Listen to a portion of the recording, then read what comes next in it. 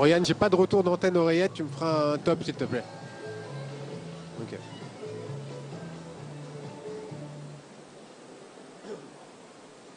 Bonjour à tous, c'est parti pour 9 jours de Salon de l'Agriculture à suivre en direct sur Public Sénat. Cette 51e édition du Salon de l'Agriculture qui va accueillir 4000 animaux pendant cette dizaine de jours avec en tête d'affiche Bella, cette vache tarentaise qui figure sur l'affiche de ce 51e Salon de l'Agriculture. On va également vous faire découvrir sur l'antenne de Public Sénat cette semaine toute une logistique impressionnante autour de ce salon pour nourrir, faire vivre tout ce petit monde et notamment les animaux. Et puis l'objectif bien sûr du salon, ça reste bien sûr rapprocher le monde agricole du grand public. 700 000 personnes sont attendues pendant ces 9 jours de salon et il a été inauguré ce matin par le président de la République, François Hollande, qui a longuement, comme chaque année, arpenté ce salon de l'agriculture. On va regarder les images de cette visite et écouter le président de la République.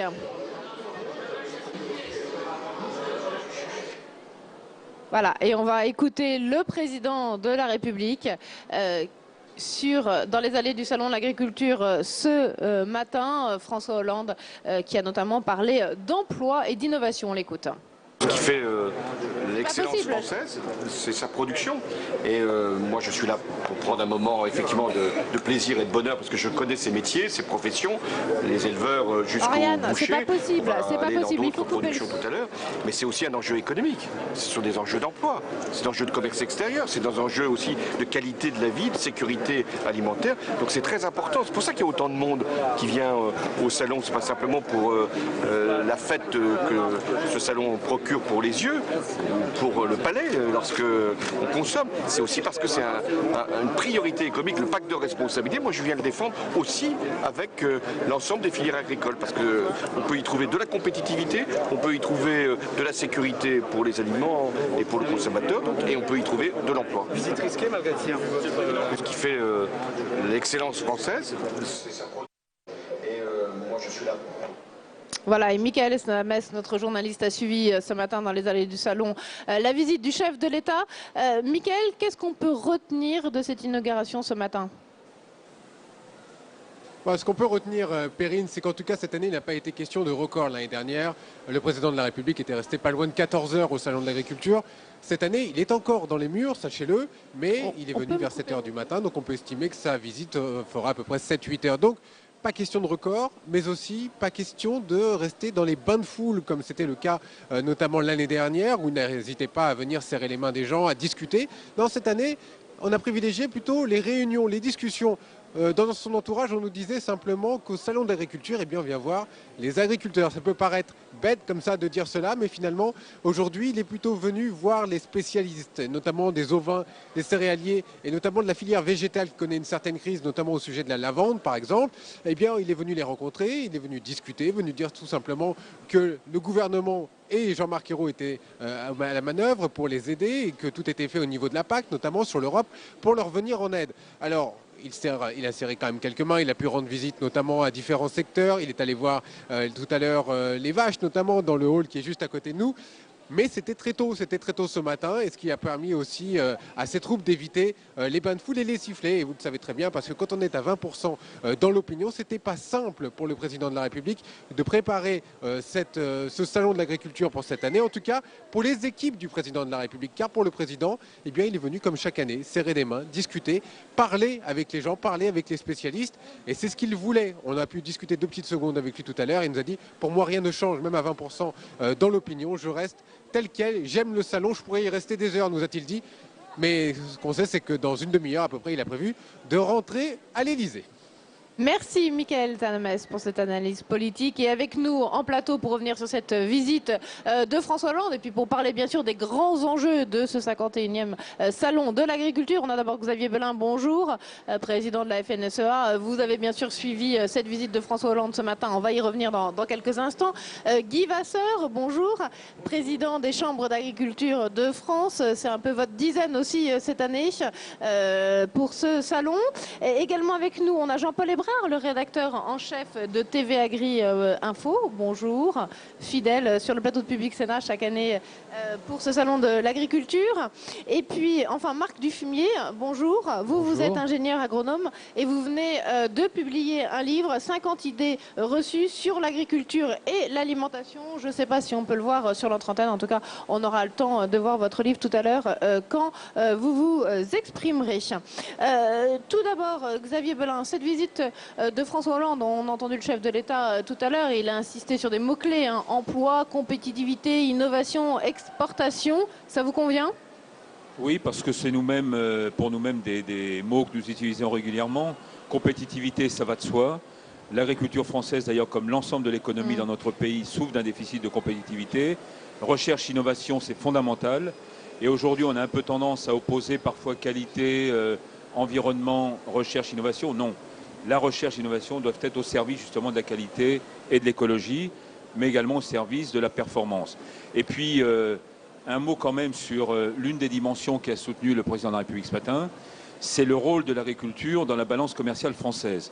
Nous sommes un des premiers secteurs exportateurs en France, il faut le rappeler régulièrement, à la fois par l'agriculture mais par l'agroalimentaire. Et là aussi, on voit bien qu'on a à la fois des aspects défensifs au regard d'une négociation avec les États-Unis, mais des aspects offensifs, par exemple avec le Proche, le Moyen-Orient, le bassin méditerranéen, qui sont à notre porte et qui sont des marchés extrêmement demandeurs de nos produits agricoles et agroalimentaire. Alors on va revenir effectivement sur ce thème. Guy Vasseur, le chef de l'État, oui, il a vraiment insisté sur le secteur agroalimentaire en tant que terre d'emploi. Et ça, vous, en tant que président des chambres d'agriculture, c'est important pour vous? Oui, c'est primordial que le président de la République, le personnel le plus important de l'État, mette en avant à la fois la compétitivité, parce que c'est important qu'on pourra reconquérir un certain nombre de marchés que par rapport effectivement à un engagement sur la compétitivité.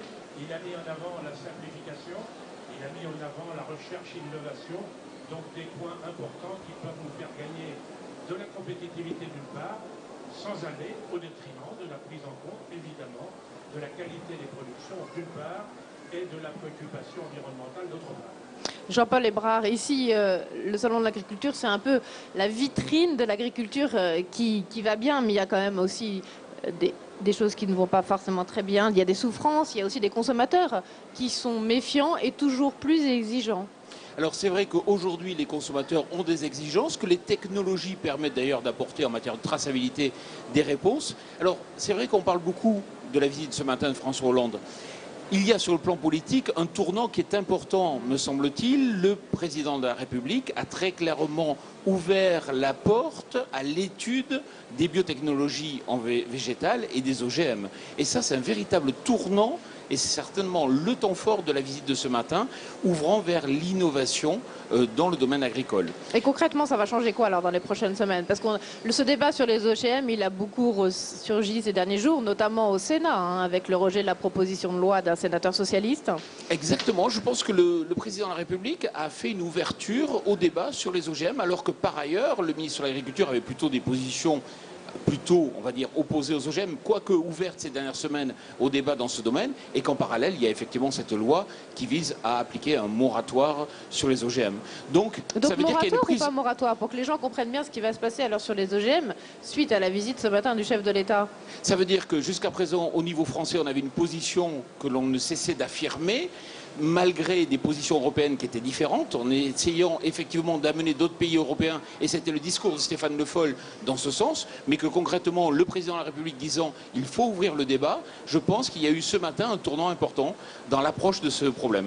Xavier Belin, vous partagez cette position? C'est un tournant important? Comment vous analysez les choses après ce qu'a dit? Il me semble qu'on a peut-être évolué dans la problématique, à savoir que la question pour ou contre n'est peut-être pas la bonne question à se poser. Les vraies questions à se poser, c'est de savoir si vraiment ces technologies apportent un plus, lequel, avantage, inconvénient, risque-bénéfice, et je crois que c'est comme ça qu'il faut appréhender la question.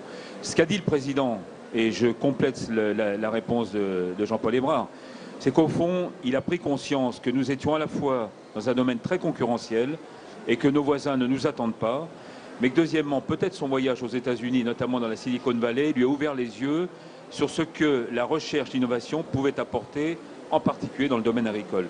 Ça, c'est peut-être un virage, effectivement, qu'il faut prendre en compte. Mais concrètement, ceux qui ont envie de semer du maïs, et notamment des OGM, que vont-ils pouvoir faire dans les prochaines semaines? Sur le maïs, la question est réglée pour cette année. Ouais. Nous ne sèmerons pas de maïs OGM cette année, avec ou sans la loi. D'accord. Par contre, ne pas se poser la question de l'intérêt demain de biotechnologie appliquée à l'agriculture pour à la fois des questions tout simplement de fonction nutritionnelle, de résistance à certaines pathologies, mais aussi d'amélioration, y compris dans le domaine animal, pas seulement végétal. Oui, il faut se poser ces questions-là. Et nous avons aujourd'hui la capacité en matière de grands instituts, d'instituts techniques, de chambres d'agriculture, de coopératives, de pouvoir répondre à ces questions, me semble-t-il. Marc Dufumier, qu'est-ce que vous pensez, vous, effectivement, du fait que ce débat sur les OGM a ressurgi ces derniers jours et qu'effectivement, il faut sortir peut-être des positions dogmatiques pour ou contre absolument. Pour vous, c'est une avancée un petit peu ce qu'a dit François Hollande ce matin et ça va permettre d'aller vers quoi? Il faut impérativement sortir des débats dogmatiques et ne rien diaboliser. Donc la question sur les OGM, c'est plutôt, effectivement, quel intérêt ça pourrait présenter, quel risque, effectivement, ça peut présenter, et c'est aux politiques de prendre leurs décisions. On ne diabolise rien. Par contre, effectivement, au nom du principe de précaution, il y a peut-être aujourd'hui, dans l'état actuel de nos connaissances, 1001 raisons de s'en abstenir. Et l'agriculture, on va dire, hautement technologique, celle qui va permettre à la fois de concilier les impératifs environnementaux, la qualité sanitaire des aliments et la plus grande valeur ajoutée à l'hectare dans la ferme France, la haute technologie, c'est d'utiliser des insectes auxiliaires pour neutraliser les pucerons plutôt que des pesticides au lieu de les détruire, ne pas mettre forcément une toxine dans un maïs pour lequel la pression de sélection en faveur de la pyrale résistante va être bien supérieure que quand c'était des pesticides, c'est-à-dire des déséquilibres écologiques, effectivement, qui sont pas très bien mesurés aujourd'hui, mais qui sont quand même très inquiétants. Donc aujourd'hui, plutôt que de faire peur aux consommateurs avec les OGM, je crois qu'il faut dire qu'il y a vraiment une voie d'avenir pour notre agriculture française, celle inspirée de l'agroécologie, pour reprendre les propos du ministre de l'Agriculture, M. Stéphane Le Foll, dont l'agriculture biologique est le plus bel exemple. Est-ce que cette agroécologie est à la portée de tous les agriculteurs aujourd'hui en France? Jean-Paul Hébrard ou Guy Vasseur? L'agroécologie, ce qui est intéressant, c'est de comprendre que l'on en fait depuis des années, depuis des décennies. Par contre, ça correspond à une fraction relativement limitée en fait, des solutions pouvant être apportées à l'agriculture. La tendance qui est apportée par Stéphane Le Foll, c'est de dire attention, il faut accélérer. Ce qu'il ne faut surtout pas comprendre, c'est que du jour au lendemain, on arrivera à 100%. C'est simplement une évolution qui prendra du temps, mais une évolution qui peut être envisageable. Et une évolution qui suppose une formation en continu des agriculteurs pour s'adapter et progresser toujours, Guy Vasseur. Oui, bien sûr. Je pense que les propos du président de la République ouvrent un autre dialogue, une ouverture par rapport à l'ensemble des problématiques de recherche et d'innovation. Moi, j'y vois effectivement, premier point, donc le fait de sortir l'aspect dogmatique par rapport aux biotechnologies et aux OGM. Et dans mon propos, et c'est ce que j'ai cru comprendre du président de la République, on n'oppose pas effectivement cette recherche, cette innovation, que ce soit sur les biotechnologies. Il faut savoir pourquoi on est pour ou pourquoi on est contre, bien diaboliser la situation qu'on a en France. Deuxième point, n'opposons pas avec l'agroécologie, c'est une autre approche, n'opposons pas avec le bio. La chance de notre pays, c'est éventuellement de pouvoir jouer sur tous les tableaux. C'est ça la chance de l'agriculture française, et cette chance, elle est au service de notre pays aussi. Marc Dufumier, à côté de vous, n'est pas tout à fait d'accord. Oui, non, le risque serait dangereux de dire qu'il y aurait une agriculture biologique pour les bourgeois bohèmes qui ont un pouvoir d'achat, et pour le reste, on reste sur une agriculture industrielle, conventionnelle, qui joue le plus bas prix dans le rayon du supermarché. Mais n'oubliez pas que le lait pas cher nous coûte très cher.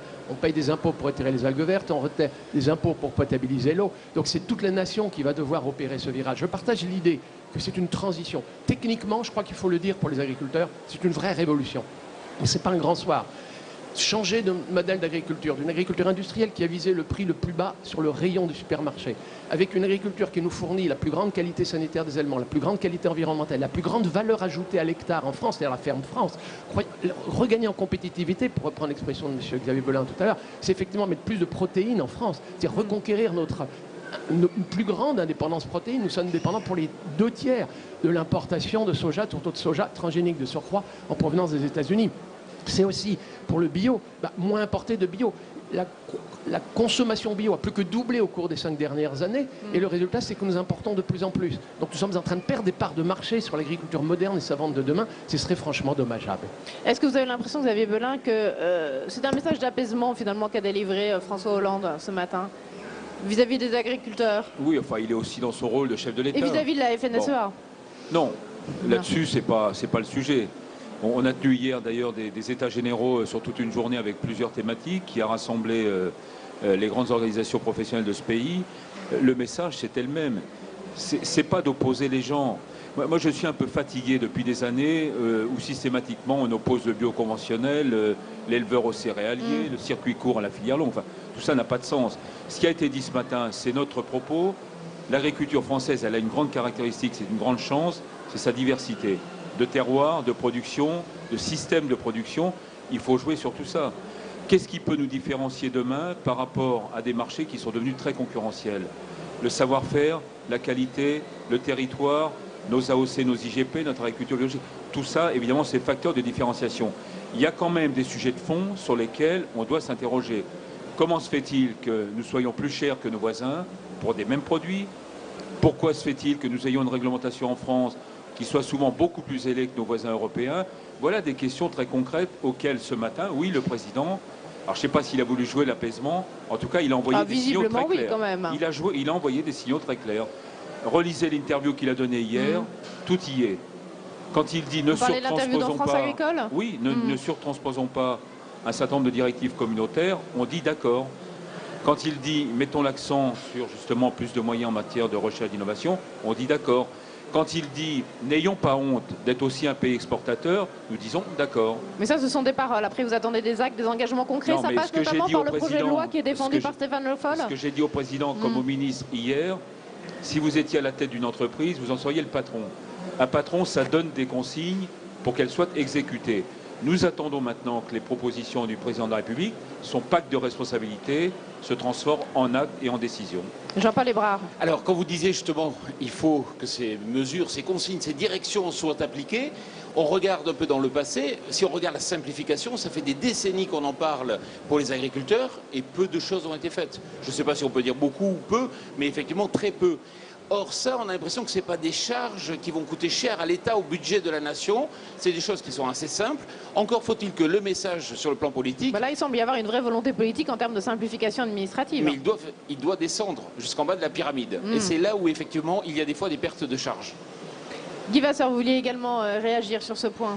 Oui, bien sûr, parce qu'il y a une étude de la Commission européenne qui nous prouve aujourd'hui que la simplification au niveau européen et au niveau franco-français, sur l'ensemble des pays européens, 25% de simplification entraînerait pratiquement 1% de PIB en plus, voire 1,4%. Alors si on analyse cela au niveau français, ça serait forcément beaucoup plus. Donc de la parole, des engagements aux actes. Nous attendons les actes, mais finalement, nous, notre engagement, c'est de pousser en permanence, et les États généraux hier étaient donc axés dans ce sens-là, pour que les propos du président de la République soient véritablement transformés en actes. Et comme le disait Xavier Belin, il est clair que le président de la République est le patron dans ce pays par rapport à l'engagement politique. Pouvez nous faire confiance, et d'abord aux syndicalistes, pour faire en sorte que non seulement on le rappelle, mais que les ministres, effectivement, soient au travail. Mais cette simplification administrative, c'est un des axes importants du projet de loi défendu en ce moment au Parlement par Stéphane Le Foll. Donc il y a des choses concrètement qui semblent quand même avancer. Oui, alors si vous voulez, bien sûr, mais nous avions fait, donc il y a maintenant 18 mois, une proposition de simplification sur 72 textes. La réalité, c'est qu'on a une simplification, c'est pas 72. Il en reste 71 alors. Oui, ça c'est un minimum parce que c'est ce que nous avions proposé, mais la marge de manœuvre, elle est fantastique pour l'État français et pour le gouvernement, parce que cette marge de manœuvre n'entraîne pas d'aspect budgétaire pour la France. Vous pensez à quoi, par exemple, pour que les téléspectateurs qui nous suivent... Écoutez, si vous voulez, quand on est sur la directive nitrate, on peut largement... Alors, la directive nitrate, pour les téléspectateurs, c'est effectivement faire en sorte de reconquérir la qualité des eaux. Et aujourd'hui, donc, la profession a les moyens, à la fois de mieux raisonner, de mieux appliquer, et d'être dans cette capacité de reconquête de la qualité des eaux. Eh bien, il faut simplifier pour que nous soyons au rendez-vous de l'efficacité. Et je pense que nos concitoyens et les consommateurs comprendront plus facilement. Les tracasseries administratives sont incompréhensibles des agriculteurs. Elles sont encore plus incompréhensibles pour le citoyen. Donc nous avons les moyens, là, de donner des marges de manœuvre aux entreprises agricoles et agroalimentaires pour répondre à cette préoccupation. Marc Dufumier. Le plus urgent, me semble-t-il, M. Xavier Belin l'a dit, c'est pourquoi nous ne sommes pas compétitifs sur les mêmes produits que nos concurrents. Et on le voit bien avec les poulets bretons, quand ils sont nourris avec du maïs et du soja brésilien, c'est nécessairement les poulets brésiliens qui sont plus rentables. Quand on veut faire du sucre avec de la betterave en France, c'est la canne à sucre sous le soleil du Brésil qui est la plus rentable. Même nos blés à 90 quintaux, être compétitifs avec des blés de 30 quintaux en Ukraine... Donc on veut trop copier ce qui se fait ailleurs, oui, et qui n'est pas forcément... Voilà, la ferme France, regagner en compétitivité, c'est d'abord être moins dépendant de l'importation énorme de protéines végétales. Et là, le problème des nitrates serait résolu par d'autres formes de fertilisation. Et plus encore, c'est de faire des produits de qualité. Les 2/3 de notre excédent de la balance commerciale agricole, madame, c'est des produits, c'est des champagnes, c'est des vins, c'est des spiritueux, c'est des fromages évidemment d'appellation d'origine contrôlée, c'est des foie gras, c'est des produits plus artisanaux, plus soignés. C'est avec des labels. Le poulet de Louet crée plus d'emplois que le poulet Mais est-ce que ça fait vivre doux. l'agriculture française, Xavier Belin? Ça suffirait? Non mais c'est un petit peu réducteur quand même ce qui vient d'être dit là, parce que bon, dans le solde du commerce extérieur, c'est pas les 2/3. Il y a déjà plus de la moitié qui est fait par des céréales non transformées. Bon, donc c'est quand même un fait.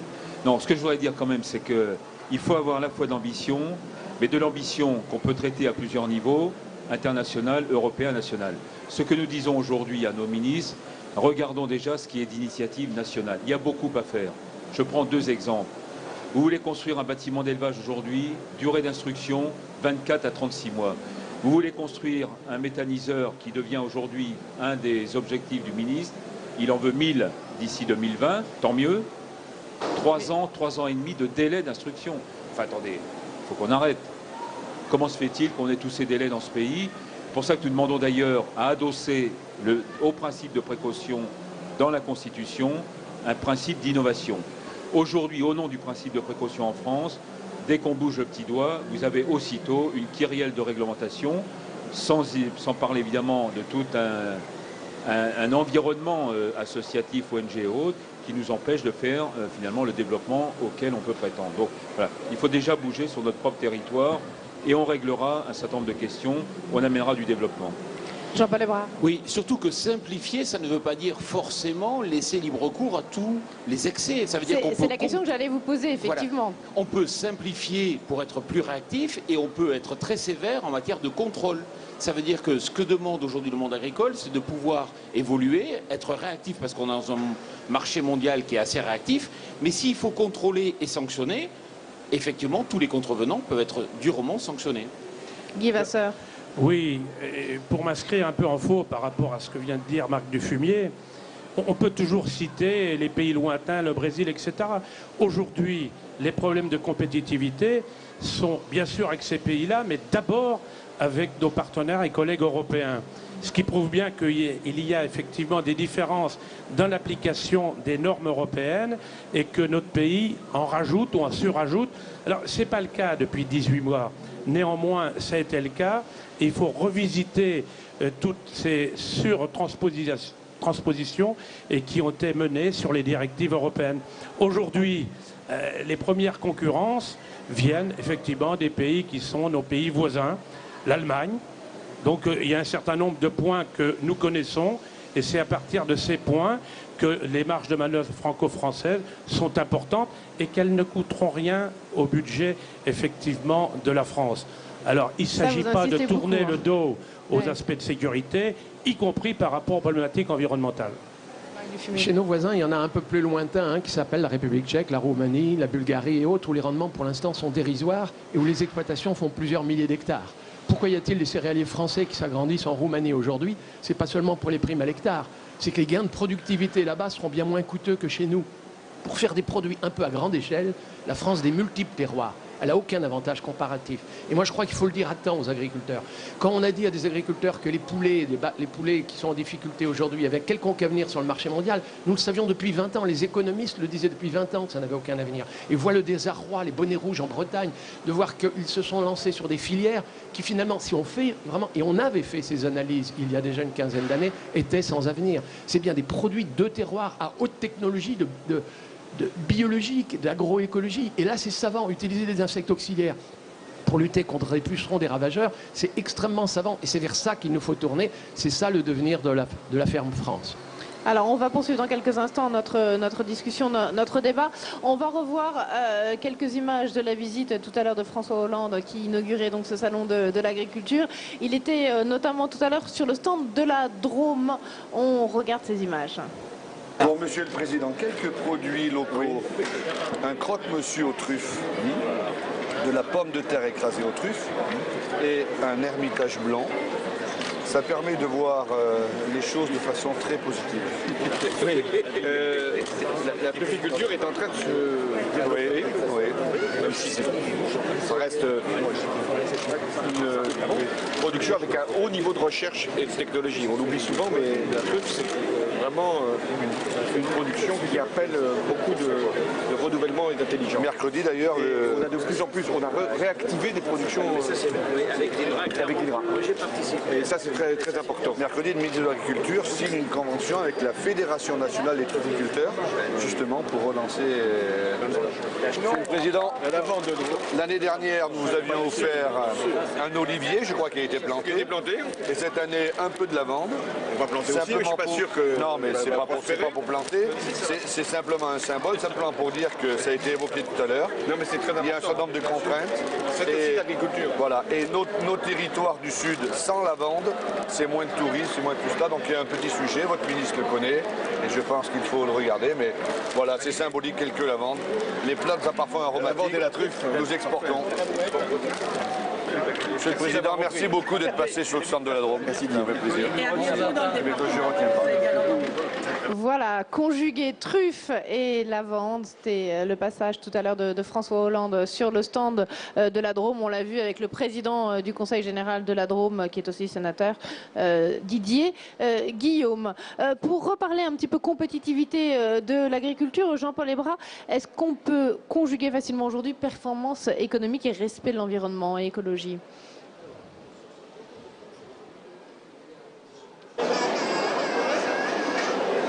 Ah, alors je ne sais pas si votre micro marche parce que je ne vous entends pas, Jean-Paul Hébrard.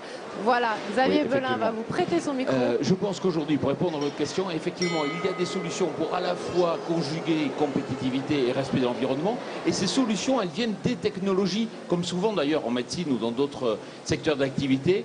Il faut laisser le temps aux technologies d'aboutir, d'être accessibles, et aussi il faut les aider à être diffusées. Et puis aussi il y a des bonnes pratiques. C'est-à-dire que la profession agricole a fait des efforts depuis des décennies ou quelques années, dans tous les cas selon les secteurs, pour justement être capable à la fois de produire, mais les agriculteurs n'ont pas envie de vivre dans un environnement qui est le leur, dans lequel ils évoluent chaque jour, qui soit détérioré. Vous connaissez très bien ces nouvelles technologies en matière d'agriculture. Jean-Paul Hébrard, quand vous dites qu'elles sont accessibles, est-ce qu'elles sont accessibles d'abord financièrement aux agriculteurs? Parce que les technologies, ça coûte souvent cher, et puis aussi en termes de formation.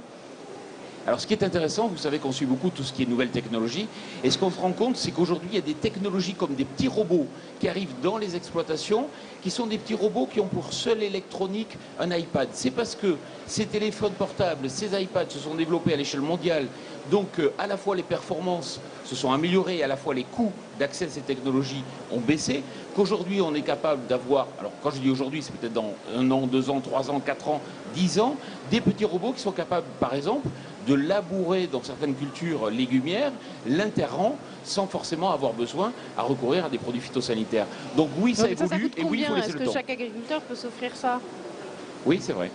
Ouais, voilà, c'est vrai, c'est une question encore financière, non, Guy Vasseur ou Marc Dufumier? Si vous voulez, je crois que... Quand on parle d'innovation, ça coûte souvent cher. Il faut que tout le monde puisse s'équiper. Nous croyons beaucoup, donc, tout ce qui tourne autour de la recherche. Et dans ce pays, il y a une recherche publique qui est un atout considérable. Nous avons souvent l'habitude de dire qu'il faut que la commande publique et donc politique soit plus claire et plus forte, tellement les enjeux sont importants à relever. Et puis derrière ou avec cette recherche publique, il y a effectivement la recherche privée. Mais l'innovation sur les exploitations, c'est aussi un atout fondamental. L'innovation, elle peut être menée à partir de la recherche donc fondamentale, avec les chambres d'agriculture, avec les instituts, avec les coopératives, avec les paysans sur le terrain. Parce que ce n'est pas descendant, toujours descendant, c'est aussi montant. Il est clair que la plupart des agriculteurs ont aujourd'hui sur leur exploitation des innovations et qui peuvent se développer sur l'ensemble du territoire. Et ça, ce sont des rendez-vous qu'il ne faut pas rater. Et les propos du président de la République ce matin allaient tout à fait dans ce sens-là. Recherche, innovation. Donc les enjeux, c'est l'économie, les enjeux, c'est le territoire, les enjeux, c'est aussi les problèmes environnementaux. Et bien entendu, je suis persuadé qu'on peut concilier l'ensemble de ces problématiques. Oui, surtout ne pas faire peur avec les technologies. On peut promouvoir des agricultures hyper modernes et biologiques. Prenez l'expérience. Les champignons mycorhiziens dans les sols. Peu de gens savent ce que c'est. Ce sont des petits champignons qui se font le relais entre la racine de la plante et vont débusquer les éléments minéraux coincés entre les feuilles d'argile. Si on pouvait progresser dans ce domaine-là, ça nous éviterait évidemment un grand nombre d'épandages d'engrais de synthèse, par exemple.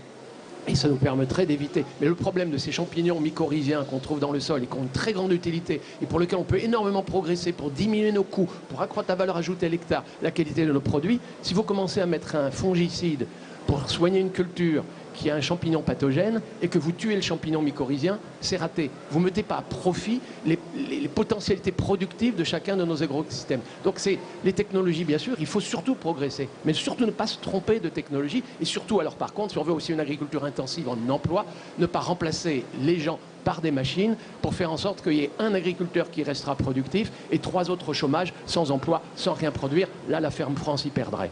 Jean-Paul Lebrun, vous êtes d'accord avec ce que vient de dire Marc Dufumier ?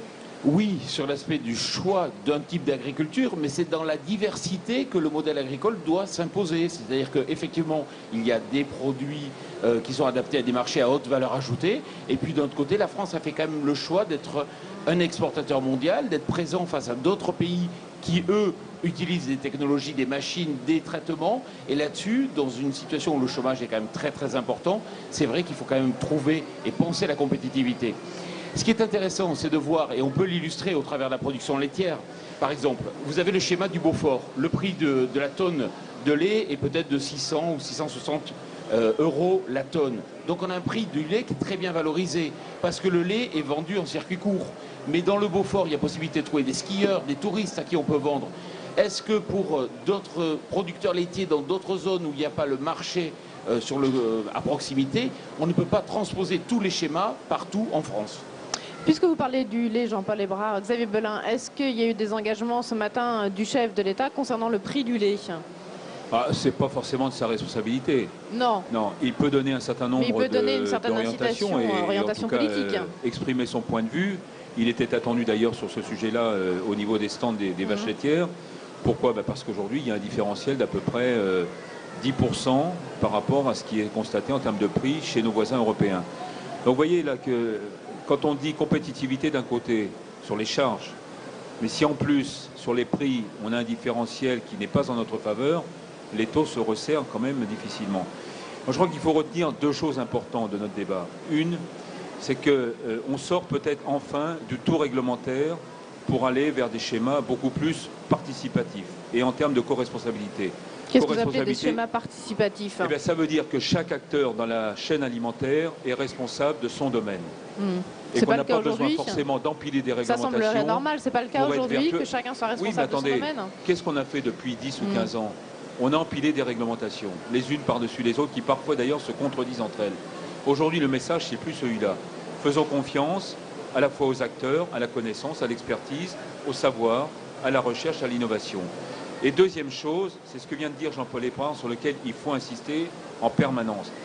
La consommation des produits sous signe de qualité en France. Environ 20% de notre alimentation, AOC, produits labels, produits bio, etc. Ça ne signifie pas que sur 80% du reste, on produise n'importe quoi. Les cahiers des charges, notamment sur le plan sanitaire, sur le plan de la sécurité alimentaire, sont tout aussi draconiens dans le conventionnel que dans l'agriculture sous signe de qualité. Et le petit reportage que vous avez passé tout à l'heure, très intéressant. On ne va pas consommer tous les midis et tous les soirs de la truffe et de l'Ermitage. Pourquoi pas. On veut bien. Je ne suis pas sûr qu'on en ait forcément les moyens, ni même la capacité. Donc, ce que je veux dire par là, c'est attention à ne pas trop À ne pas clicher, rester que sur la vitrine. Mais oui, mais Bah, voilà. bien sûr que la vitrine est intéressante. La vitrine est très belle. Ne présentons pas cette vitrine en opposition. Montrons cette vitrine dans toute sa diversité. Et aujourd'hui, un agriculteur qui est inscrit dans une filière conventionnelle, j'estime qu'il est tout aussi respectable que celui qui a fait le choix d'être dans une autre filière. Je vais même plus loin.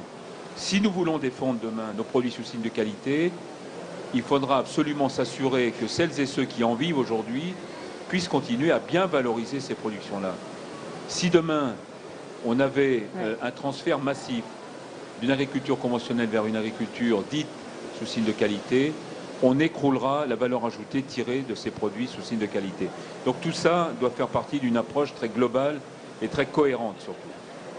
Vous êtes d'accord avec ce que vient de dire Xavier Belin, Marc Dufumier En ou ce qui me Guy concerne, je Vasseur? serais beaucoup plus prudent. Le prix du lait, effectivement, je comprends que les éleveurs voient en premier lieu l'agro-industrie et les grandes et moyennes surfaces qui fixent le prix. Mais ne vous y trompez pas. Si les grandes et moyennes surfaces, elles peuvent aussi s'approvisionner à l'étranger. Or, à l'étranger, dans les pays Europe centrale et autres, on est déjà, les fermes des 1000 vaches, elles existent déjà. Si on veut que tous les agriculteurs bretons soient compétitifs avec les fermes des 1000 vaches qu'on rencontre en République tchèque, ça veut dire que 2 éleveurs sur 3 vont sauter, seul un pourra survivre. Et encore, je crains endetté jusqu'au bout. Là-bas, y compris le lait est un coproduit du méthane. Enfin, je veux dire. Donc, il faut quand même, là, il y a des moments décisifs dans les choix technologiques de la ferme France où il ne faut pas qu'elle se trompe sur quel terrain elle veut prétendre être compétitive, surtout qu'il y a quand même des coûts environnementaux. Moi, je veux bien nous entendre. Ouais. Il faut quand même des acheteurs en face des paysans. Or, avons-nous demain les acheteurs pour 100% d'une production agricole en France qui serait uniquement sous signe de qualité? La réponse est non. Que faisons-nous des autres producteurs français? Donc il faut quand même se poser la question à certains moments. Moi, je veux bien tout entendre sur ce sujet-là. S'il vous plaît. Mais je suis irrité par le fait qu'on considère aujourd'hui qu'un agriculteur qui se confronte au marché mondial ne puisse pas être dans la même capacité et dans les mêmes conditions de production qu'un producteur allemand, qu'un producteur néerlandais ou danois. Il y a quelque chose qui me heurte dans cette analyse. Guy Vasseur et après Marc Dufumier. Guy Vasseur. Oui. Les comparaisons avec nos amis de l'Est de l'Europe ou du centre de l'Europe ne sont pas raison. Ah bon, D'ailleurs, pourquoi quand on est en Europe, normalement, nous sommes dans un marché unique. Donc, nous revendiquons à notre niveau et à juste titre le fait que les éléments qui concourent à la production, les charges qui concourent à la production, soient aussi comparables. C'est pour ça que nous militons pour que les coûts de la main-d'œuvre se rapprochent au niveau européen. On manque d'Europe encore, y compris par rapport à loin, cela. parce qu'il y a encore du dumping social Oui, il y a du dumping social. sur la main-d'œuvre agricole. Et c'est à la construction européenne de continuer à répondre, et encore plus fort et plus vite, à ce dumping social. Mais imaginez que la France serait uniquement productrice de produits sous signe de qualité. C'est donner rendez-vous à l'agriculture française pour la décroissance, c'est donner rendez-vous pour l'agriculture française et pour la France à la désagroquilisation. C'est-à-dire, on a eu la désindustrialisation, on pourrait effectivement avoir ce recul important de l'agriculture. Et alors, bonjour par rapport à l'emploi, bonjour par rapport au territoire. Je crois qu'il ne faut pas opposer les différents types d'agriculture, il faut effectivement jouer sur la chance que la France a d'avoir cette diversité d'agriculture. Puis, laissons pas faire nos amis européens. Nous sommes là, effectivement, dans un combat. C'est un combat économique, c'est un combat des territoires, c'est aussi le combat de l'emploi. Je partage complètement ce point de vue. Au cours des 5 dernières années, la consommation de produits bio a doublé et on importe de plus en plus de produits bio. On est en train de perdre des parts de marché parce qu'on se trompe et de technologie et de production. Moi, j'oppose rien à rien. Je ne diabolise rien à rien. Je ne comprends pas ce procès selon quoi il y aurait des gens qui diaboliseraient l'agriculture conventionnelle et d'autres. Si on réfléchit un tant soit peu sur l'agriculture qui pourrait réunir toutes les exigences, qualité sanitaire de nos aliments, qualité gustative de nos aliments, qualité environnementale de notre environnement, plus de valeur ajoutée à l'hectare et plus d'emplois. Si vous arrivez à me dire que les poulets bas de gamme créent plus d'emplois que les poulets doués, dites-le moi. Mais la réalité est tout autre. Donc, ne nous aveuglons pas non plus. Et surtout, n'aveuglons pas les agriculteurs. Moi, j'ai vraiment, quand je vois la situation de la Bretagne aujourd'hui, où on leur demande, alors qu'est-ce que vous auriez comme produit un peu de qualité sur le marché international qui serait autre que des poulets bas de gamme, les cochons et la poudre de lait? Ben, je vais vous dire, alors il y a des cidres, hein, il y en a quand même, heureusement, hein, il faut. Mais il y a vraiment une révolution technique à accomplir qui ne peut pas être un grand soir, je suis d'accord. C'est une transition écologique, il faut l'adhésion du plus grand nombre d'agriculteurs. Et pour avoir l'adhésion du plus grand nombre d'agriculteurs, déjà, il ne faudrait pas les mettre au chômage et pas les condamner à l'exode rural. Alors, avant de poursuivre ce débat, on va aller faire un petit tour dans les allées du salon. On va retrouver Michael Zamès, qui est avec des éleveurs de la race charolaise. Ouais, avec Michel Baudot, le président des éleveurs charolais. Michel Baudot, bonjour. Bonjour. Pouvez nous présenter peut-être Everest pour commencer? Oui, alors, parce que c'est un taureau. Everest, c'est un taureau de 5 ans que j'ai acheté quand il était jeune avec mon frère et qui assure une descendance dans l'élevage, dans ma ferme de Côte d'Or. On a 200 vaches et il fait partie des taureaux reproducteurs de l'élevage. Il vient au Salon de l'Agriculture pour la 3e fois consécutive. Donc il voit du monde et là il y a beaucoup de monde en ce moment qui sont en train d'arriver depuis l'ouverture des portes ce matin. Il voit beaucoup de monde Everest. Il voit beaucoup de monde, mais il est habitué, comme je vous le disais, c'est son 3e salon, donc vous voyez, il rumine tranquillement, il n'est pas stressé. Et, voilà, il sera un peu fatigué en fin de semaine, mais il est aussi là pour jouer la star. Quoi. Oui, c'est ça, la star. C'est vrai, il n'a pas l'air vraiment stressé. Combien il fait Everest en poids? Alors le poids officiel sera connu demain, puisqu'on a une pesée demain matin, mais je pense qu'il est autour des 1550 kg. Ah oui, quand même. Oui. Bah, la race charolaise, c'est une des races les plus lourdes, hein, c'est une race à viande, qui est la première race à viande en France et en Europe, qui est connue pour son poids, hein, son poids vif et son poids mort.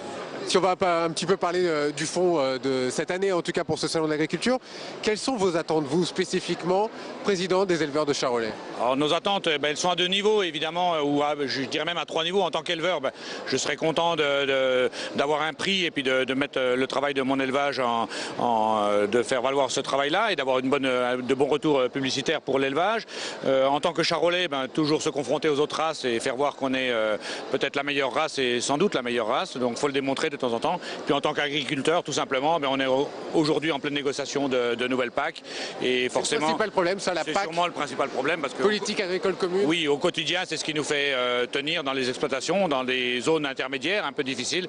Et on aimerait un rééquilibrage des aides entre les céréales et les productions d'élevage traditionnelles, bovines, races à viande notamment, qui ne sont pas intensives et qui sont pénalisées dans les aides. Alors on a croisé ce matin le président de la République et différents ministres, notamment le ministre de l'Agriculture. C'est quelque chose que vous allez faire remonter quand ils vont passer sur votre stand par exemple? Bien sûr, on essaye, même si c'est pas facile parce que c'est pas le salon, c'est très médiatique, tout le monde court et il y a beaucoup de caméras, beaucoup de micros, on peut pas se poser, mais c'est l'occasion de faire passer des messages quand même. Et les gens, qu'est-ce qu'ils vous disent un petit peu depuis tout à l'heure? Quel est le sentiment de la population qui vient vous voir? Alors j'allais dire, je suis presque blasé parce que j'ai 52 ans, je viens au salon de l'agriculture depuis tout petit, donc j'ai tout vu, tout entendu. Mais voilà, il y a une certaine admiration et réciproque entre les citadins et les gens de la campagne, et ça on y tient aussi. Il y a un respect mutuel, je pense. Voilà, on a besoin de l'appui des gens, des Parisiens, parce qu'il y a beaucoup de Parisiens forcément. On est en période de vacances, on est à Paris. L'agriculture, une certaine valeur française, c'est bien ça? Oui, je pense qu'elle fait partie du patrimoine et de voir ce soutien populaire, c'est ce qui nous amène aussi les médias et les hommes politiques. Et quand ils seront plus là, il y aura un peu de soucis à se faire. Voilà. Merci beaucoup Michel Baudot. Vous avez donc présenté Everest. Combien? Rappelez-nous le poids. 1550 je pense. Voilà, 1550 Perrine, ça fait beaucoup. À tout à l'heure. Ça fait beaucoup, surtout par rapport à vous, Michael. Belle bête, effectivement. Xavier Belin, c'est vrai que ça reste quand même la belle vitrine, hein, le Salon de l'Agriculture, on l'a dit en début d'émission. Vous aussi, vous avez l'habitude de venir ici, hein, d'apporter les allées. Que vous disent les gens cette année? Est-ce qu'il y a des choses, je ne sais pas si vous avez le temps de parler avec quelques-uns des visiteurs rencontrés aujourd'hui ici, est-ce qu'il y a des remontées un peu particulières, différentes des autres années? Non, je crois qu'il y a des attentes qui sont assez constantes. Par exemple, beaucoup de questionnements sur nos pratiques agricoles, sur la transparence, sur l'ouverture de nos fermes, mais aussi sur la qualité alimentaire, bien entendu. Et la transparence, c'est quand même la demande principale. Un point particulier cette année quand même que je sens, c'est au fond, est-ce que l'agriculture présente encore une certaine attractivité au regard notamment des jeunes? Il y a eu une table ronde très intéressante avec le président ce matin sur des gens qui sont venus témoigner de leur cursus de formation et en particulier sur leurs ambitions, que ce soit d'ailleurs en termes d'installation, mais que ce soit dans tous les métiers de l'amont et de l'aval. Je rappelle ce chiffre pour vos auditeurs et vos téléspectateurs. 3 500 000 emplois dépendent aujourd'hui de la filière agricole et forestière. c'est quand même pas rien. Avec une palette très large. Hein, des emplois dans la production, des emplois dans l'amont, dans l'aval, dans les services. Ça montre quand même que cette dynamique aujourd'hui, quand on part du pacte de responsabilité, où le président de la République a cette volonté quand même d'insuffler à travers des efforts que nous allons tous consentir, notamment sur la baisse des charges, en contrepartie, la création d'emplois. Nous nous sommes engagés dans nos filières à la création d'emplois dans ce secteur d'agriculture. Alors on a beaucoup de bruit qui arrive sur le plateau, on a du mal à s'entendre. Merci Xavier Belin. Notamment j'ai l'impression qu'il y a des sons de la régie qui arrivent ici sur le plateau. Guy Vasseur, c'est vrai que ce dossier de l'emploi est prioritaire et très mis en valeur ici au Salon de l'Agriculture. Ça reste quand même un potentiel de création d'emplois et de développement dans le secteur agroalimentaire important. Oui, bien sûr. Et je crois que, je l'ai dit tout à l'heure, je le répète, tous les types d'agriculture sont créateurs d'emplois. Nous ne les opposons pas. Et quand Marc Dufumier met en avant le fait qu'il ne faut plus produire de poulet à bas prix. Alors, je ne reprendrai pas ce terme, mais il faut produire des poulets par rapport à la préoccupation des consommateurs. Et les consommateurs français ont plusieurs préoccupations. Ils ont les préoccupations de la qualité. Et tous nos produits peuvent être de qualité. Que se passe-t-il? Vous m'entendez, vous? Bien. Je vous laisse poursuivre votre... Merci. Et je disais qu'il fallait effectivement, sur toutes les gammes de produits, être présent. Parce que si nous ne sommes pas présents sur ces produits, effectivement, je ne les mets pas en termes de qualité moindre que les autres, mais des qualités différentes, d'autres seront présents. Et ça veut dire que déjà aujourd'hui, on importe pratiquement 40 ou 45% des poulets qui sont consommés en France. Et si on suit effectivement les théories de M. Dufumier, demain ce sera 80 ou 90%. Ce que je voulais dire aussi, ce salon de l'agriculture, au-delà de la vitrine, c'est aussi la satisfaction des Parisiens, la satisfaction des visiteurs d'en connaître plus, d'en savoir plus, d'en demander plus. Et c'est ce que nous faisons aussi sur le terrain, notamment avec toutes nos démarches donc de circuits de proximité. Dit autrement, les citoyens et les consommateurs veulent plus de liens avec leurs paysans. Et les liens avec les paysans, ce n'est pas uniquement à travers les sondages ou donc les enquêtes, mais d'abord, effectivement, dans la discussion, dans l'échange. Et ça, ce n'est pas aussi contradictoire avec tous les types d'agriculteurs que nous menons. Mais alors plus de liens, est-ce que ça veut dire, Xavier Belin, qu'il faut privilégier les filières courtes dans l'agriculture? Non, il faut les encourager, bien entendu, parce que ça correspond à un besoin. On voit d'ailleurs que progressivement, ce mode de commercialisation a tendance à augmenter. Tant mieux. Et il y a beaucoup d'initiatives qui se prennent dans la plupart de nos territoires. Il faut l'encourager. Mais là aussi, soyons pragmatiques. Aujourd'hui, les grands circuits de distribution, ils captent à peu près 85-90% du marché. J'entends par grands circuits les grandes enseignes en particulier. N'opposons pas les gens. Si demain, on peut privilégier, on peut encourager les circuits courts, d'ailleurs pour des raisons commerciales, mais aussi pour des raisons, comme le disait Guy Vasseur, tout simplement de rencontres, de discussions. Ça fait partie, au fond, d'un mode nouveau sur lequel il faut se positionner. Mais attention... Et qui marche de mieux en mieux. Hein. On voit qu'il y a beaucoup de conseillers généraux. Encore dans des circuits traditionnels. Ça marche de plus en plus. On voit qu'il y a de plus en plus de conseils généraux qui essayent justement d'approvisionner leur cantine, leur maison de retraite grâce à des filières courtes en matière d'agriculture. Nous nous battons pour ouvrir la fameuse réglementation qui porte sur les marchés publics, pour faire en sorte qu'on augmente le pourcentage hors négociation marché public, notamment pour ces circuits courts. Ça a progressé. Alors, si je peux me permettre quelques mots. D'abord, je préférais qu'on les appelle circuits de proximité. Vous avez là, vous jouez sur les mots. Utilisé le terme circuit court. Pourquoi proximité? Dans cette émission, nous sommes plutôt en proximité les uns les autres autour de vous. Et donc, les consommateurs qui vont effectivement dans les fermes, qui sont à Bienvenue à la ferme, ou c'est les marchés de producteurs, ils sont effectivement donc dans une démarche de proximité. Quand nous répondons aux collectivités, conseil général, communes, etc., nous sommes dans l'approvisionnement de proximité.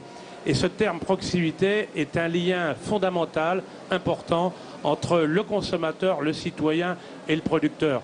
Alors oui, Évidemment, Vous avez ça ne va l'impression pas qu'il faire y a trop 100%. de méfiance qui s'est installée ces dernières années, ces derniers temps? Je n'ai pas entendu. Et vous avez l'impression qu'il y a trop de méfiance qui s'est instaurée ces derniers temps entre les consommateurs et les producteurs? Écoutez, là, on recrée des liens de confiance, mais qu'il nous faudra développer au-delà de la proximité et que nous essayons de développer pour faire en sorte que le consommateur, qui est éloigné effectivement des producteurs, et c'est le cas des Parisiens, soit mieux informé, soit mieux effectivement donc dans la démarche et qu'il s'implique dans la démarche pour bien connaître nos pratiques de production et tout ce qu'on met en œuvre dans l'agriculture pour être dans cette démarche de qualité et de réponse donc aux préoccupations du citoyen et du consommateur. Marc Dufumier. Oui, sur les circuits courts, alors évidemment, il faut le promouvoir, je suis totalement d'accord, et notamment parce que ça crée quand même parfois une concurrence avec les grandes et moyennes surfaces. Plus vous créez de la concurrence, à la limite, plus les oligopoles sont en position de faiblesse. Donc c'est favorable à tous les agriculteurs. Les circuits de proximité, c'est effectivement un peu comme les AMAP, les associations pour le maintien de l'agriculture paysanne, c'est les marchés paysans, ça permet la rencontre plus directe entre consommateurs et producteurs. Là où il faut faire très attention, c'est que les circuits courts, s'ils ne sont pas de taille critique, peuvent être très coûteux. Si les circuits courts, c'est 20 bourgeois bohèmes qui va chercher chacun un demi-kilo de fraises dans la campagne. C'est pas que ça. C'est pas ça. Non, heureusement que c'est pas que ça. Et je veux surtout pas la caricaturer. Mais justement, alors, pour aboutir à des circuits courts de taille critique, je crois qu'on peut s'appuyer sur la restauration collective. Et heureusement, il y a des mairies qui le font, à savoir, et y compris, on peut jouer la proximité. Qui le font on peut jouer de plus en plus. départements, régions et autres. Moi, je regrette que les subventions de la politique agricole commune ne servent pas à ça, que le surcoût du produit bio de terroir de proximité qui serait acheté pour la restauration collective et assurer aux gamins des écoles et aux ouvriers des entreprises une bonne nourriture, que ce surcoût ne soit pas assuré par les subventions de la politique agricole commune. Mais les collectivités, à ce moment-là, je vous assure, seraient capables d'assurer aux producteurs de proximité l'assurance d'un marché croissant en volume, stable dans les prix, rémunérateurs. Mais le début de la transition écologique dont on parle là serait amorcé bien plus rapidement. C'est vrai que ce n'est pas un grand soir, mais il faut l'aider, cette transition écologique, par des prix rémunérateurs. Il faudrait faire en sorte que les subventions de la PAC, au lieu d'être des aides données à l'hectare, un peu comme aujourd'hui, restent ce que d'ailleurs aucun agriculteur n'a jamais demandé à être mendiant et vivre d'aide à l'hectare. Ils demandent à être rémunérés pour la qualité de leurs produits avec un marché effectivement stable, croissant, rémunérateur, et éventuellement d'être rémunérés, cette fois, pour des rémunérations environnementales, services environnementaux. Je vous paye, vous faites des choses pour l'intérêt général, vous méritez d'être payé. Xavier Belin, Guy Vasseur, des politiques, vous allez en croiser tout au long de la semaine, en cette période électorale. Ils sont nombreux, ils sont chaque année nombreux à venir sur le Salon de l'Agriculture. Alors là, Michaël Zamès vient de croiser la députée UMP Valérie Pécresse, ancien ministre du Budget. On l'écoute. Valérie Pécresse, est-ce que l'agriculture aujourd'hui, selon vous, est un monde en crise ? Je crois surtout que c'est un atout primordial. Et un atout primordial, eh bien, ça se cultive, au sens propre comme au sens figuré. Ça se cultive, ça se protège, ça se fait grandir. Et moi, je crois que l'agriculture, dans le monde d'aujourd'hui, c'est un vrai pouvoir économique, c'est une vraie source de diversification technologique. Là, j'étais sur le stand de l'INRA à regarder la recherche. Et c'est vrai que ce soit tous les matériaux peuvent devenir agro-sourcés, les carburants peuvent devenir agro-sourcés. Et donc on a avec notre agriculture non seulement le pouvoir de donner une alimentation saine à la population française, le pouvoir d'exporter, mais aussi le pouvoir de construire des nouvelles filières industrielles. Justement, cette nouvelle technologie, elle arrive aujourd'hui en France. Est-ce qu'on est prêt ? Alors, on a lancé, grâce aux investissements d'avenir initiés sous Nicolas Sarkozy, d'ailleurs j'ai vu là un certain nombre de laboratoires qui en faisaient partie, on a initié une vraie dynamique d'innovation technologique qui, je dois le reconnaître, est reprise par le gouvernement Hollande, mais maintenant il faut absolument que l'attitude des Français vis-à-vis du progrès en général soit plus confiante. Le progrès, ça peut aujourd'hui créer du bien-être. Je sais qu'il y avait eu par exemple beaucoup de méfiance vis-à-vis des biocarburants parce qu'on pensait que les biocarburants allaient manger les graines des plantes, utiliser les graines des plantes et que du coup on n'aurait plus assez pour l'agriculture, de la nourriture et de subsistance. Et là on s'aperçoit que non, on peut faire des biocarburants, de la biomasse avec les feuilles des plantes et pas avec la graine des plantes. Je donne cet exemple pour montrer montrer qu'en réalité, quand on cherche au démarrage, on trouve peut-être pas toujours le meilleur progrès, mais en continuant de chercher, on finit par progresser davantage et par aider l'agriculture à être meilleure et les produits à être meilleurs. Les agriculteurs qui sont un petit peu en colère, parce qu'on se rappelle très bien du début de l'année avec les bonnets rouges, par exemple, un sentiment de colère très profond. C'est quelque chose que vous ressentez aussi sur le terrain. Par exemple, en Ile-de-France, il y a un nombre d'exploitations qui baisse grandement. Non, mais bien entendu, le problème qu'on a eu, c'est que nous avions fait voter la TVA anti-délocalisation, c'est-à-dire la baisse des charges, qui était une grande avancée, notamment pour les exploitations agricoles et pour le travail saisonnier agricole. Et cette TVA anti-délocalisation a été supprimée. Alors maintenant, le gouvernement nous annonce une baisse des charges, mais ça fait 2 ans que le secteur agricole l'attend, cette baisse de charges, et qu'il ne l'a pas eu. Ça, c'est sur les charges. Et puis, au-delà de ça, il y a la question de comment on préserve les zones agricoles dans les zones urbaines. Ça, c'est un sujet extrêmement sensible et il faut absolument y travailler. Et enfin, il y a un dernier sujet, la compétitivité agricole française par rapport aux autres agricultures. Et de ce point de vue-là, la négociation de la PAC ne satisfait pas, et c'est le moins qu'on puisse dire, un certain nombre d'agriculteurs en Ile-de-France. C'est le sentiment que vous avez eu ici en vous promenant dans le salon de l'agriculture?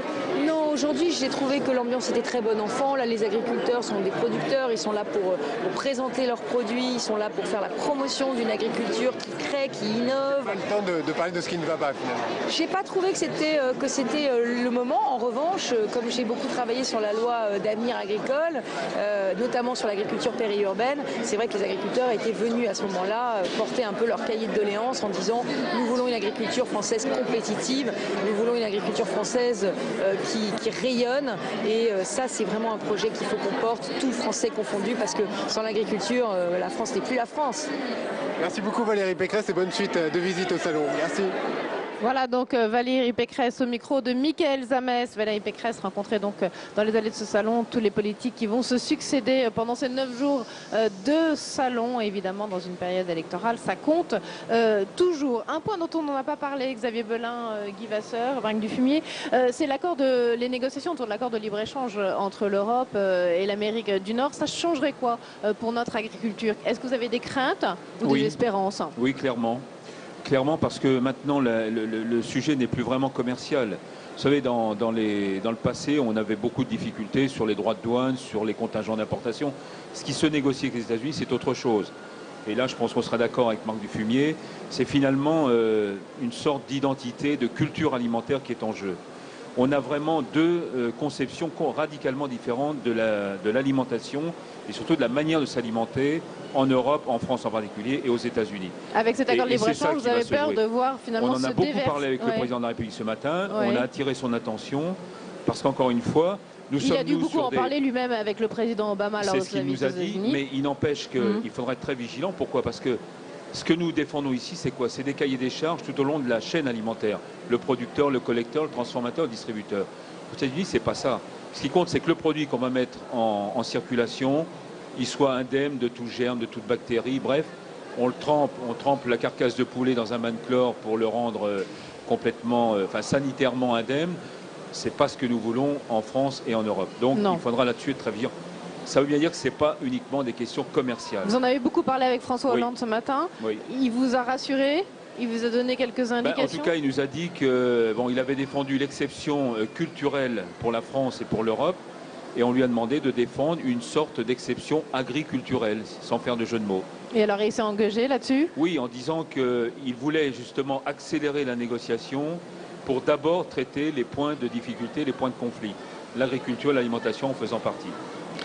Guy Vasseur, Marc Dufumier, pour finir sur ce point, effectivement c'est important cet accord de libre-échange entre l'Europe et l'Amérique du Nord. Ce qui vient de se passer sur l'accord avec le Canada peut nous effectivement nous entraîner aux pires craintes vis-à-vis de ce qui est en train de se discuter donc avec les États-Unis. Le président de la République a dit ce matin, pour compléter ce que Xavier vient de dire, qu'il ne voulait pas se laisser enfermer, c'est-à-dire que tout soit négocié et qu'il ne reste à négocier que l'agriculture, entre guillemets. Et donc, son souhait, c'est de faire en sorte que l'Europe mène l'ensemble des négociations de la même manière pour faire en sorte qu'il y ait, alors je ne sais pas si on peut parler effectivement d'exception agricole, néanmoins, pour que l'agriculture européenne et bien entendu à travers cela l'agriculture française soit bien prise en compte, il en va évidemment de notre conception de l'alimentation. Alors je pense que cette conception de l'alimentation, c'est malgré tout quelque chose qui est un peu une exception, comme l'exception culturelle. Marc Dufumier, là je pense que vous êtes... Sur ce point, je rejoins complètement l'idée qu'il faut faire rentrer l'agriculture dans l'exception culturelle. Attention, ces traités, c'est aussi le risque de ne jamais pouvoir reconquérir notre indépendance en protéines végétales, de ne jamais pouvoir remettre quelques barrières ou au moins quelques aides couplées aux protéines végétales. Or, en France, c'est le principal gain de productivité que nous pouvons avoir. Cesser d'importer du soja et surtout de soja et cesser d'importer du gaz naturel russe ou norvégien pour fabriquer des engrais azotés de synthèse pour nos blés, sachant qu'ils peuvent être fertilisés par des luzernes. Et là, très clairement, et alors les Américains, indications géographiques protégées, ils entendent protectionnisme. Hein. Donc faisons gaffe. Je pense qu'il y aura d'énormes pressions pour essayer de réduire nos indications géographiques protégées à l'état de quelque chose qui ressemblerait à une marque. Et alors là, ce serait catastrophique. Urgence, on fait jouer la cause de l'exception culturelle. Très bien, merci à tous les trois d'être venus sur ce plateau. Malgré les quelques couacs techniques, c'est la première émission d'une longue série, hein, puisque Public Sénat sera présent jusqu'à jeudi inclus pour faire vivre, comme chaque année, ce salon de l'agriculture, les différentes grandes thématiques. Merci à tous de nous avoir suivis. Merci à tous les trois d'être venus sur ce plateau. On vous donne rendez-vous à partir de demain matin sur notre antenne, 8h30, pour vivre tous ensemble et en direct l'ouverture du salon. À demain matin et très bonne journée à tous sur l'antenne de la chaîne parlementaire.